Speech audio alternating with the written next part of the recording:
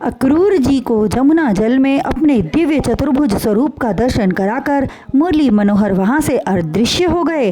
तत्पश्चात जब अक्रूर जी जल से बाहर निकले तो उस समय श्री कृष्ण जी को पूर्व की भांति रथ पर विराजमान पाया। उनके साथ शेषावतार श्री बलराम जी विद्यमान थे, किंतु अक्रूर जी की दशा बड़ी विचित्र सी हो रही थी। सो श्री श्याम जी ने हंसते हुए पूछा, हे चाचा जी, बहुत घबराए हुए से लग रहे हो, कहीं जल में कोई अद्भुत चीज तो नहीं देखी जिस कारण आपकी दशा ऐसी हो रही थी। तब अक्रूर जी अति गंभीर वाणी में बोले, हे नाथ, संसार में जितनी भी अद्भुत चीजें हैं, हाँ, जिन्हें हम संसार के प्राणी आश्चर्य की दृष्टि से देखते हैं, वे सब आप हैं। ऐसी कोई वस्तु मुझे दिखाई नहीं दे रही जिसमें आपका अलौकिक तेज विद्यमान न हो। आपसे पृथ्वी, आकाश, पाताल, जल, वन, उपवन, ऋषि, मुनि, देवता, यक्ष, किन्नर, विद्याधर आदि हैं। हे स्वामी, आप ही संसार के समस्त चर अचर में बसे हुए हैं। आपने यमुना जल में दर्शन देकर मुझ पापी पर बहुत ही उपकार किया है। मैं आपको कोटिश नमन करता हूँ। हे प्रभु, आपके चरण कमलों की रज से बहुत काल से ऋषि श्राप से पत्थर की शिला बनी हुई ऋषि पत्नी अहिल्या का उद्धार हुआ, जिन्होंने तृण समझकर गिरिराज गोवर्धन को एक उंगली पर उठाकर ब्रजवासियों की रक्षा की। मैं उस परमेश्वर के चरणों का चरणोदक पीकर अपने परिवार सहित धन्य होना चाहता हूँ। हे परीक्षित, जब इस तरह अक्रूर जी प्रभु श्री कृष्ण जी की स्तुति करने लगे तब भगवान नर नारायण बोले, हे चाचा जी, आप रथ को आगे बढ़ाइए, क्योंकि हमें अतिशीघ्र मथुरा में पहुंचकर कंस मामा द्वारा किए गए धनुष यज्ञ के आयोजन में सम्मिलित होना है। प्रथम मैं मथुरा वासियों को दुष्ट कंस के भय से भय मुक्त कर लूं, तत्पश्चात मैं आपके घर आऊँगा। प्रभु श्री कृष्ण जी के मुख से इस तरह के वचन सुनकर अक्रूर जी का मन प्रसन्नता से खिल उठा। उन्हें ऐसा लगने लगा जैसे गूंगे व्यक्ति को मीठे रसों वाला फल मिल गया है और वह उसे खाकर मन ही मन प्रसन्न हो रहा है, किंतु उसके गुणों का, उसके स्वाद का बखान न कर पा रहा हो। वही दशा अक्रूर जी की हो रही थी। उनके मन की भावना परख कर भगवान श्री कृष्ण जी कहने लगे, हे चाचा जी, आज रात्रि हम यहीं पर विश्राम करेंगे। आप कंस की सभा में जाकर हमारे पधारने की सूचना दें।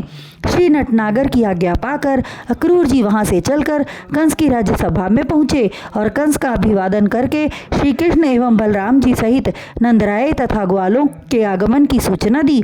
यह जानकर कि राम बलराम आ चुके हैं, उन्हें मार डालने का मन ही मन विचार करते हुए प्रत्यक्ष में कंस ने पूछा, हे अक्रूर जी, श्री कृष्ण एवं बलराय तथा नंदराय जी को मार्ग में कोई कष्ट तो नहीं हुआ? कंस के इस प्रकार पूछने पर अक्रूर जी कहने लगे, हे राजन, मैंने आपकी आज्ञा मानकर आपके कार्य को पूर्ण किया। इस समय नंदराय जी समस्त गोप ग्वालों सहित बीच में श्री कृष्ण जी तथा बलराम जी को बिठाए हुए नगर के बाहर डेरा डालकर विश्राम कर रहे हैं। यह सुनकर वह दुराचारी अत्यंत प्रसन्न हुआ और अपने गले से मोतियों की माला निकालकर अक्रूर को देकर बोला, हम तुमसे अति प्रसन्न हैं, अब तुम अपने घर जाकर विश्राम करो। उधर दूसरे दिन दोपहर बीत जाने के पश्चात श्री कृष्णचंद्र जी मंद मंद मुस्कुराते हुए नंदराय जी से कहने लगे, हे बाबा, यदि आपकी आज्ञा मिले तो हम दोनों भाई जाकर मथुरा नगरी की शोभा देखाएं। नंदराय जी ने उन्हें आज्ञा प्रदान कर दी। तब श्री कृष्ण जी तथा बलराम जी मथुरापुरी की तरफ चल दिए। नगर में प्रवेश करते ही वहां बने हुए बड़े बड़े भव्य भवन देखे, ऊंची विशाल हवेलियां देखी जिसमें सुंदर नक्काशीदार किवाड़ लगे हुए े। विशाल भवन पर दृष्टि डालते हुए श्री कृष्ण जी मुस्कुरा कर कहने लगे, देखो उधर किले की तरफ देखो, दाऊ भैया कितने सुंदर पत्थरों को जोड़ कर बनाया गया है। सिंह द्वार की तरफ अपनी दृष्टि घुमाओ दाऊ भैया, सिंह द्वार शुद्ध सोने का बना हुआ प्रतीत हो रहा है। उन्होंने देखा किले के चारों ओर गहरी खुदाइयाँ खोदी हुई हैं जिसमें हर समय पानी भरा रहता है। नगर की गलियाँ तथा मार्ग साफ सुथरे दिखाई दे रहे थे और स्थान स्थान पर छोटे उद्यान बने हुए थे। सुंदर तालाब, बावड़ी, कुंड आदि की शोभा अत्यंत निराली थी। बड़े बड़े चौराहे, दुकानें, आराम गृह आदि वहाँ पर शोभायमान हो रहे थे।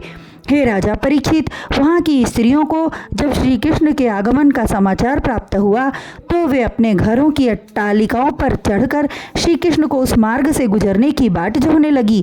वहाँ के पुरुष श्री कृष्ण जी का दर्शन कर अपने जीवन को धन्य करने लगे।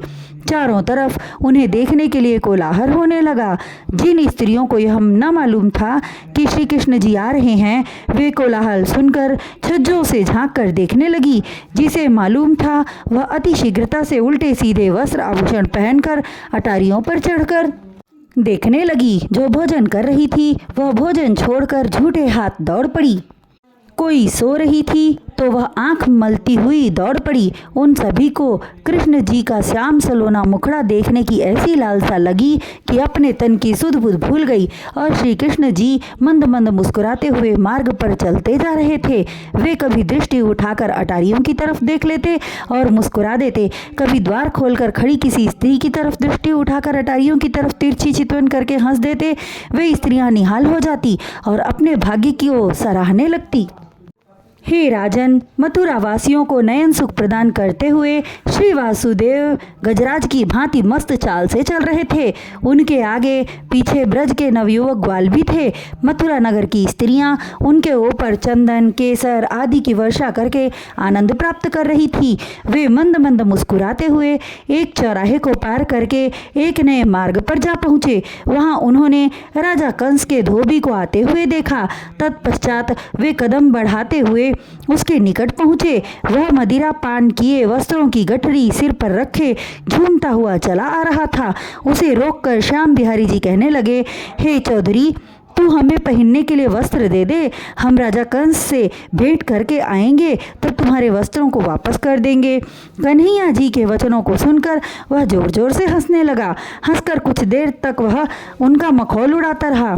उसके बाद कहने लगा, अरे मूर्खों, तुम्हारी बुद्धि कहाँ गई जो इस तरह की बात करते हो? ओह, अब समझा तुम गवार ग्वालों के पास बुद्धि ही कितनी होती है।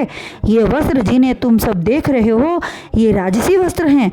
राजा कंस के वस्त्रों को तुम अपने लिए मांगते हो। कभी ऐसा वस्त्र तूने देखा भी है? भाग जाओ मूर्खों, तुम जंगल जंगल गौओं के पीछे भटकते रहने वाले जाहिल गंवार हो। अरे अहिर के छोकड़ों, जल्दी से मेरे सामने से हटकर मुझे मार्ग दो, अन्यथा महाराज कंस को मालूम हो गया तो वे तुम सबको बहुत कठोर दंड देंगे। धोबी के ऐसे कटु शब्दवाणी को सुनकर गिरिधर नागर ने उसे ऐसा हाथ मारा कि उसका सिर भुट्टे के समान कटकर दूर जा गिरा। यह दृश्य देखकर धोबी के संग जा रहे अन्य सभी धोबी वस्त्रों को उसी स्थान पर छोड़कर भाग गए। तब सभी ग्वाल उन वस्त्रों को आपस में बांटकर पहनने लगे। उसी समय वहां पर कुरु से नाम का दर्जी आया और श्री कृष्ण जी को दंडवत प्रणाम करके कहने लगा, हे दीन दयालु, मैं राजा कंस का सेवक हूँ, किंतु 8 पहर आपके चरण कमलों की वंदना करता हूँ। हे स्वामी, आप भक्त वत्सल हैं, मैं आपकी सेवा में कुछ अर्पित करने लायक नहीं हूँ, किंतु मुझसे जो बन पड़ेगा अवश्य करूँगा। यह कहकर उसने थोड़ी देर में उनके वस्त्रों को काट छाँट कर पुनः सही ढंग से बना दिया। तब श्याम सुंदर ने प्रसन्न होकर उसे अपनी अनन्य भक्ति प्रदान की और उसके सिर पर अपना अभय हाथ फेर कर बोले, हे भाई दर्जी, तू बड़ा भाग्यवान है। मेरी कृपा से तेरे वंश में सभी हरिभक्त उत्पन्न होंगे। यह कहकर वे आगे बढ़े। मार्ग में सुदामा नामक माली उसकी बाट देख रहा था। उनके दर्शनों की अभिलाषा से वह पुष्पमालाएं लिए हुए प्रतीक्षा कर रहा था। तब श्री नंद नंदन उसके निकट पहुँचे तो वह भाव विवल होकर उनके चरणों में लौट गया। श्री कृष्ण जी ने उसे उठाकर अपने कंठ से लगा लिया। तत्पश्चात सुदामा ने आसन पर बैठाकर उनके चरण धोए और उत्तम पुष्पों की माला पहनाने के पश्चात हाथ जोड़कर नतमस्तक हो गया। उनके प्रेम भाव से प्रसन्न होकर भगवान श्री कृष्ण जी बोले, हे सुदामा, मैं तुमसे अति प्रसन्न हूँ, तुम मनवांछित वर मांगो। भगवान के वचनों को सुनकर वह कहने लगा, हे नाथ, मुझे आपके चरणों की निर्मल भक्ति मिले, यही वर चाहता हूँ। उसके कथन से श्री नारायण की प्रसन्नता और अधिक बढ़ गई। वे कहने लगे, तू धन संपत्ति ऐश्वर्य की कामना न की, फिर भी मैं तुम्हें वह सभी वस्तुएं प्रदान करता हूँ और यह आशीर्वाद देता हूँ कि तेरे वंश में हरिभक्त उत्पन्न होकर तेरी कीर्ति बढ़ाएंगे और तू अंत समय में मोक्ष पाकर मेरे बैकुंठ धाम का भागी होगा। यह कहकर श्री कृष्ण जी ग्वालों के साथ आगे चल दिए। वह दर्जी उसी स्थान पर खड़ा एकटक उन्हें तब तक निहारता रहा जब तक कि भगवान मुरलीधर उसकी दृष्टि से ओझल न हो गए।